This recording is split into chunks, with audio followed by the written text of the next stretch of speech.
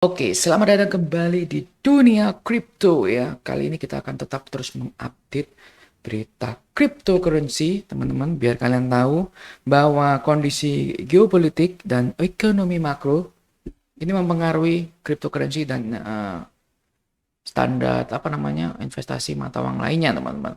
Dan seperti yang kalian lihat di layar bahwa Cathie Wood dari ARK Invest, salah satu instrumen terkenal di Amerika, mengatakan bahwa Amerika itu sudah memasuki dalam resesi ya. Dan kita tidak boleh meremehkan tingkat keparahan dan kekuatan inflasi yang diperkirakan akan bertahan lama, teman-teman. Dan kenapa itu terjadi? Karena memang di Amerika sedang terjadi rantai pasokan siklusnya tuh sekarang masih uh, tidak lancar, teman-teman ya, seperti gas, kebutuhan pokok ya, seperti pasokan bensin dan lain-lain, karena memang akibat gangguan risiko geopolitik antara Ukraina dan Rusia, teman-teman. Dan mereka mengatakan bahwa butuh lebih dari 2 tahun dari invasi Rusia ke Ukraina, dan tentu saja ini bukan waktu yang singkat dan butuh pemulihan recovery yang lama, teman-teman, karena diperkirakan ini masih akan terus berjalan. Akibatnya kenapa kalau resesi? Ya, ketika resesi maka bank sentral akan menaikkan suku bunga terus untuk menstimulasi bahwa warga Amerika untuk menanam uangnya di obligasi pasar uang, investasi falas ya, sehingga menguatkan nilai dolar itu sendiri, teman-teman. Dan itu akan berbanding terbalik dengan investasi saham, cryptocurrency, dan salah satu instrumen yang mempunyai imbalasi yang tinggi, teman-teman.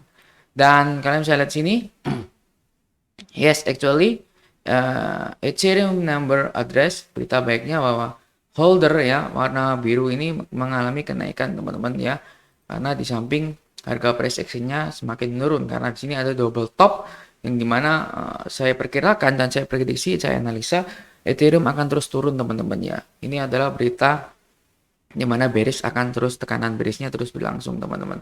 Dan selanjutnya adalah kalian bisa lihat sini ya, bahwa resisten yang terbentuk di 24.000 adalah resisten terkuat saat ini untuk Bitcoin. Dan di sini adalah sebuah inverse tendency yang terbentuk, teman-teman, sudah di breakout, tapi namun di 24.000 adalah salah satu kekuatan untuk Bitcoin bisa memantul rejection untuk turun kembali 17.000 hingga 10.000. Nanti saya akan jelaskan, teman-teman ya. Dan kalian bisa lihat actually di Coinbase Pro, teman-teman ya, Coinbase Pro, teman-teman, kalian bisa lihat kekuatan Coinbase Pro yang memang sudah akan di shutdown, teman-teman ya, di merge dengan Coinbase biasa, itu menimbulkan sebuah stimulasi untuk memindahkan wallet dan menjual Bitcoin ke Coinbase Pro sebelum Coinbase Pro itu turun, teman-teman. Itu artinya banyak whales yang menjual ya melalui Coinbase Pro, dan itu mengakibatkan 4.500 Bitcoin yang potensi untuk dikeluarkan dari Coinbase Pro, dikeluarkan dengan uang fiat. Artinya akan ada penurunan berlebih ya, kekuatan bullish yang menjual Bitcoin. Ya, ini not financial advice, dan tetap Dior bahwa kita tetap memantau bahwa Bitcoin ya akan mengalami penurunan yang dalam, karena data dari Coinbase Pro akan ada arus keluar Bitcoin ya, karena memang Coinbase Pro akan ditutup, makanya mereka akan memindahkan dari Wheels ke Coinbase Pro. Intinya seperti itu. Dan di sini ini adalah time frame 1 jam, bahwa actually kalian bisa lihat ini adalah pergerakan downtrend, teman-teman. Oke, karena kenapa? Karena di sini ada sebuah lower high ya, dan di sini lower low, teman-teman. Oke, lower low ketiga dan lower low keempat belum terbentuk. Di sini ada lower high, lower high. Kompleksitas dari Bitcoin termasuk adalah sangat cantik sekali, karena membentuk sebuah formasi yang lengkap, kurang membentuk sebuah lower low ya, teman-teman ya. Dan kalau kita perjelas lagi dan zoom in bahwa pergerakan di 1 jam, kita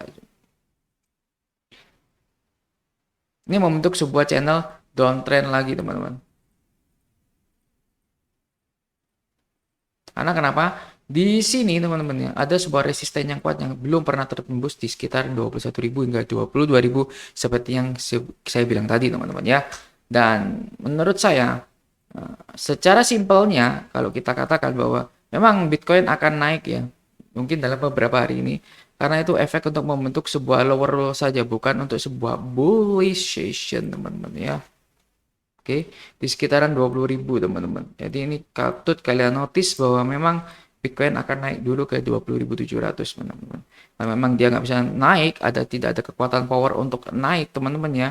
Saya kira ya mereka akan segera turun dari 20.000 ke sekitaran 19.000 teman-teman. Tapi menurut saya rentang Bitcoin masih sideways di antara 20.200 hingga 20.700 teman-teman ya. Dan kita misalnya perbesar lagi teman-teman ya. Secara 4 jam itu sebenarnya mereka tuh membentuk sebuah inverse head and shoulder seperti yang saya bilang tadi teman-teman. Oke, sekarang kita ke 4 jam.